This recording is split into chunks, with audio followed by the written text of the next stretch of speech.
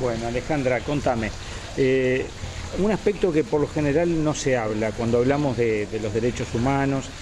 Aquí en el MUME, en el Museo de la Memoria, me decías, se está trabajando el tema de la vivienda. A ver, ahí va. Nosotros ahora, a iniciativa de Elvio Ferrario y en lo que yo trabajo en la parte de antropología, la idea es incluir todos los perjuicios que hubieron, aparte de la persecución hacia sectores políticos, como fue el tema de las clases populares, las clases empobrecidas, que afectadas por la ley de alquileres y por toda la migración de campo-ciudad, fueron superpoblando la ciudad en las zonas más degradadas.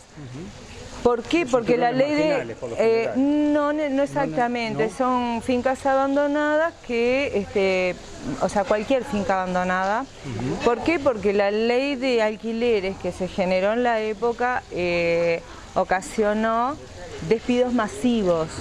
Entonces estaba siendo inviable poder pagar alquileres, entonces cualquier lugar donde se pudieran quedar era bienvenido mientras tuvieran un techo. Entonces ese aspecto no se tiene en cuenta dentro de lo que son generalmente los discursos políticos y las consecuencias del terrorismo de Estado.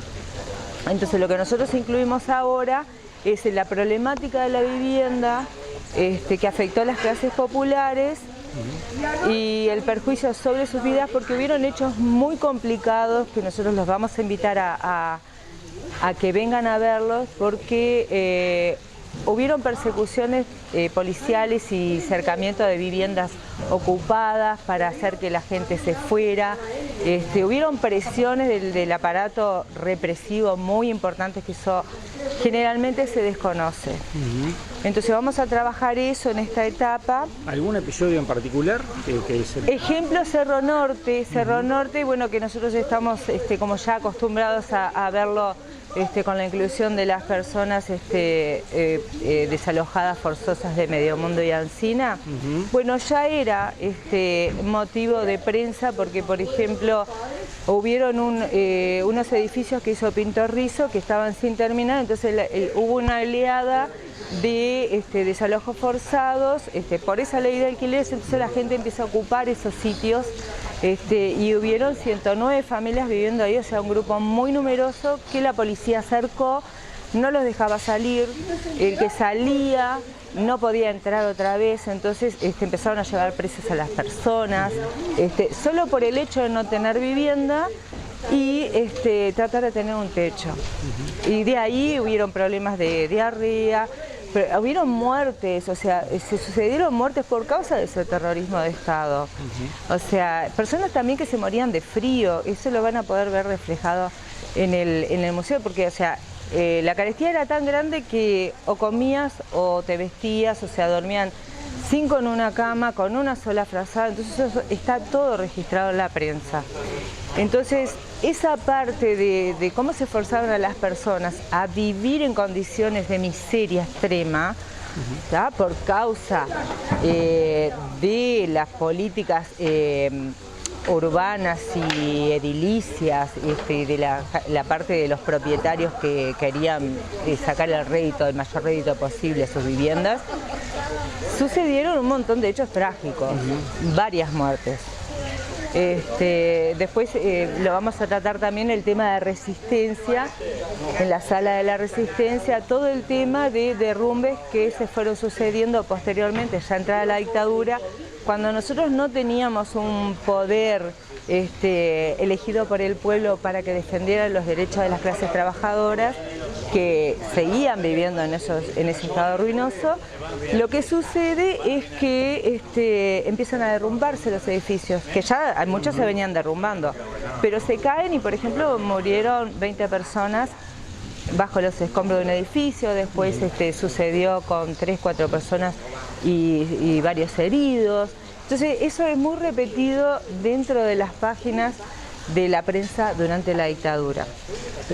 Voy a pedir una Sí. precisión, porque esto también va a ser visto en Argentina. Cuando tú Sí. hablabas de Pintos Rizzo, es un arquitecto que tenía Es una un empresa arquitecto, constructora y que era un sí. político colorado, además del Partido Exacto, Colorado. y él era ministro de vivienda en la Exacto. época.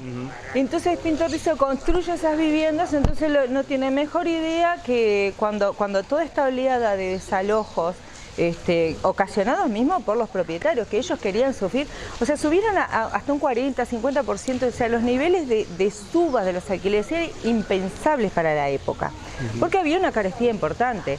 Entonces había un montón de gente que estaba quedando sobreexplotada. Y en condiciones de hacinamiento importantísimo, o sea, vos tenés crónicas de época que te dicen de que vivían en lugares donde por la escalera subían y se les iba cayendo las aguas hervidas a la cabeza. ¿Entendés? Entonces ese tipo de cosas, o sea, que tenías que ir sorteando el agua servida de la casa o escaleras ruinosas que apenas podías subir o que te electrificabas, eso lo recoge la prensa. Y la prensa tiene un rol importante en denunciar todas esas cosas. Entonces Pintos Rizzo no tiene mejor idea que ir y decirle a Rackety, bueno, quiero que me desalojen las viviendas. Era el intendente de la época porque supuestamente esas eran viviendas de interés social. Entonces, si estas personas quedaron en un segundo plano de viviendas de interés social porque no las podían pagar y se suponía que esas viviendas eran de interés social. Entonces hay una incongruencia brutal en todo lo que son el manejo de las políticas de vivienda de la época. Y los intereses económicos eran muy grandes.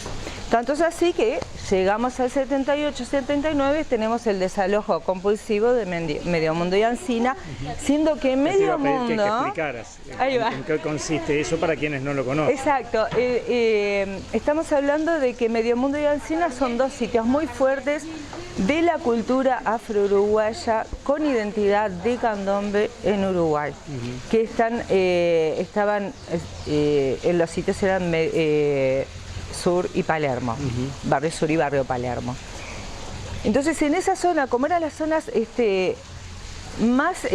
menos favorecidas, ya sea económicamente, ambientalmente, porque nosotros tenemos que la Rambla Sur nuestra es muy húmeda, es muy fría, los vientos te pegan de todos lados, entonces las condiciones de vida son totalmente negativas. Entonces ahí fue donde se fueron asentando estas personas que Medio Mundo, por ejemplo, tiene una trayectoria de vida, de permanencia en el sitio de más de 50 años. O sea, doña Gregoria, por ejemplo, fue teniendo 12 años el conventillo y murió en el año 76. O sea, estamos hablando que ya, no solo ella, muchas familias. Son sitios con largo asentamiento en el barrio. Lo mismo en Ancina. Lo que se dice Barrio Reus al sur, Ancina, bueno. Entonces lo que nosotros vamos a trabajar y vamos a instalar es todo como afectó a las personas de clases populares en condiciones económicas muy adversas. ¿Por qué? Porque el racismo hace que dentro de esa clase popular más baja puedas encontrar a las personas afro. ¿Por qué? Porque generalmente son las rechazadas por los niveles estratos medios altos. Que vivían fuera del ejido, de la ciudad. Sí, pero también vivían con las familias. Y eran los hijos de los señores de las familias ricas, no reconocidos, que eso también hay que decirlo, porque así se formaron estas patrias, nuestras patrias latinoamericanas, con la violación de mujeres indígenas y negras en todo el continente. Y el mestizaje se generó así, entonces hay un barrer bajo la alfombra permanentemente en toda la historia. Entonces lo que nosotros estábamos trabajando es precisamente eso, sacar el polvo debajo de la alfombra y mostrarlo, porque alguien se tiene que hacer cargo y hay un debe que tiene el Estado. Exactamente, que el racismo no se reconoce. Claro. No se reconoce, pero funciona el día a día, por el lugar que ocupan las personas en determinados estratos de poder o de subalternidad. Alejandra, muchas gracias. Por favor, a las órdenes.